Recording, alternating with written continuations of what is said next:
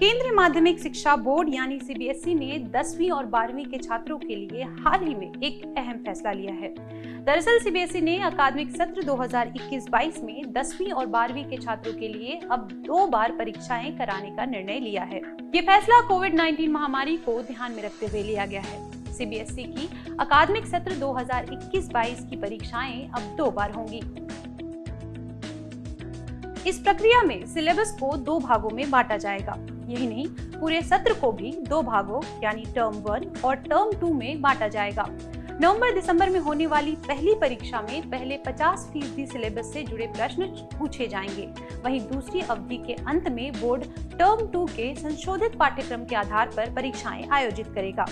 इस पाठ्यक्रम में कुल पाठ्यक्रम का लगभग 50% हिस्सा शामिल होगा, यानी छात्रों पर अब सिलेबस का बोझ कम होगा। यह परीक्षा बोर्ड द्वारा निर्धारित परीक्षा केंद्रों में मार्च-अप्रैल 2022 के आसपास कराई जाएगी। बोर्ड का कहना है कि ये कदम इसलिए उठाए जा रहे हैं ताकि सत्र खत्म होने पर परीक्षाएं आयोजित करने की संभावनाएं बढ़ाई जा सके। सीबीएसई के इस ऐलान के बाद छात्रों के मन में कई सवाल हैं, जैसे 2 बार होने वाले इन इम्तिहानों में क्या पूछा जाएगा? क्या ये परीक्षाएं घर से ही देनी होंगी? क्या इस बार छात्र स्कूल जाकर परीक्षाएं दे सकेंगे? इसके साथ ही एक सवाल यह भी है कि क्या कोविड की तीसरी लहर आने पर पिछली बार की तरह इम्तिहान कैंसिल हो सकते हैं? सीबीएसई ने इन सभी सवालों का जवाब देते हुए कहा है कि अकादमिक सत्र 2021-22 के पहले टर्म की बोर्ड परीक्षा के नवंबर-दिसंबर महीने में होगी।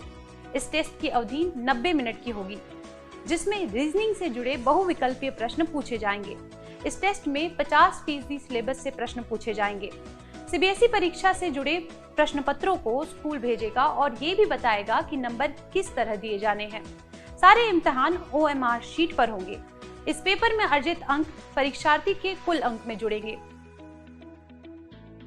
सीबीएसई ने दूसरी परीक्षा को लेकर भी जानकारी जारी की है, जिसके मुताबिक अकादमिक सत्र 2021-22 के दूसरे टर्म की बोर्ड परीक्षा बचे हुए 50% सिलेबस के आधार पर होगी। ये परीक्षा मार्च-अप्रैल 2022 तक होगी, जिनकी अवधि 2 घंटे की होगी। इस टेस्ट में दीर्घ उत्तरीय और लघु उत्तरीय सवाल होंगे। अगर कोविड की वजह से परीक्षा आयोजित नहीं हो पाती है, तो 90 मिनट का बहुविकल्पीय पेपर लिया जाएगा। इस पेपर में हासिल किए हुए अंक फाइनल रिपोर्ट कार्ड में जुड़ेंगे। सीबीएसई ने यह भी बताया है कि अगर आने वाले दिनों में भी कोरोना महामारी का दौर जारी रहता है और स्कूल नहीं खुल पाते हैं, तो उस स्थिति में सीबीएसई बोर्ड किस तरह के कदम उठाएगा। बोर्ड ने बताया है कि अगर टर्म 1 यानी नवंबर-दिसंबर की परीक्षाएं स्कूल में नहीं हो पाती हैं, तो बच्चे ऑनलाइन माध्यम से ये परीक्षाएं दे पाएंगे। लेकिन ऐसी स्थिति में छात्रों के फाइनल रिपोर्ट कार्ड में टर्म 1 के टेस्ट की भूमिका कम हो जाएगी और टर्म 2 के टेस्ट की भूमिका बढ़ जाएगी। इसके साथ ही अगर टर्म 1 टेस्ट स्कूल में आयोजित हो जाते हैं और टर्म 2 टेस्ट तक स्कूलों को बंद करना पड़ता है, तो टर्म 1 की परीक्षाओं में अर्जित अंकों और इंटरनल असेसमेंट के आधार पर फाइनल रिपोर्ट कार्ड बनाई जाएगी। अगर दोनों ही इम्तिहान स्कूल में आयोजित नहीं हो पाते हैं, तो final report card internal assessment, practical, project work और टर्म 1 एवं टर्म 2 परीक्षा में अर्जित थ्योरी मार्क्स के आधार पर तय किया जाएगा। इसके साथ ही स्कूलों को बच्चों के असेसमेंट के आधार पर उनका प्रोफाइल कराना होगा, जिसमें यूनिट टेस्ट, प्रैक्टिकल और प्रोजेक्ट के आधार पर नंबर दिए जाएंगे। इस वीडियो में बस इतना ही। नमस्ते।